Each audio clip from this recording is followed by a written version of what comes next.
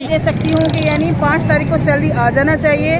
2 महीने सैलरी को हो चुके हैं, सैलरी नहीं दी। क्या बिजली का बिल, गैस का बिल, राशन, किराएदार यानी सब उसने यानी हमें माफ़ कर दिया है क्या?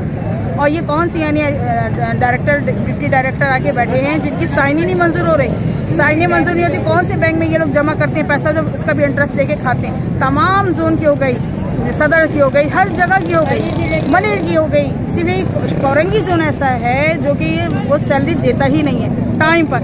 हर महीने यही रोना है, कभी 27, कभी 20, कभी 15, इसके अलावा कोई बात ही नहीं है। तो आज हम अपनी सैलरी के लिए निकले हैं, हम किसी सियासत के लिए नहीं निकले। सिर्फ हम अपनी सैलरी हमें 5 तारीख को दे दें, हम अपने एहतजाज खत्म कर देंगे। और आज तक तो हमने अपना स्कूल लगाया है, इंशाल्लाह कल स्कूल नहीं लगाएंगे।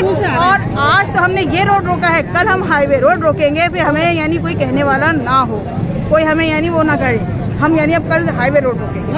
बहुत परेशान हो गए, बहुत ज्यादा परेशान हो गए। बच्चों की फीसें आप खुद सोचें, बीसी वाले हम तो अपना एक बजट लेके चलते हैं, तो वो क्या हमारे रिश्तेदार सारे कहते हैं सबकी सैलरी आ जाती, सिर्फ आप ही लोग रो रहे होते।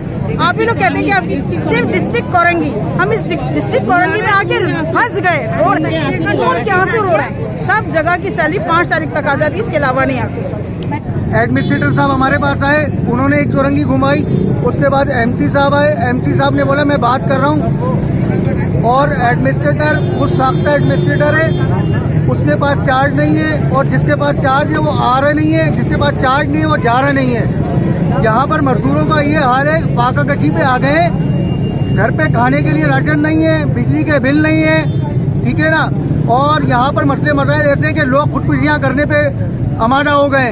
अगर किसी ने कोई ऐसा हादसा कोई पेश आया तो इसके जिम्मेदार तमाम टाउन के अफसरान और एमसी और एडमिनिस्ट्रेटर होंगे।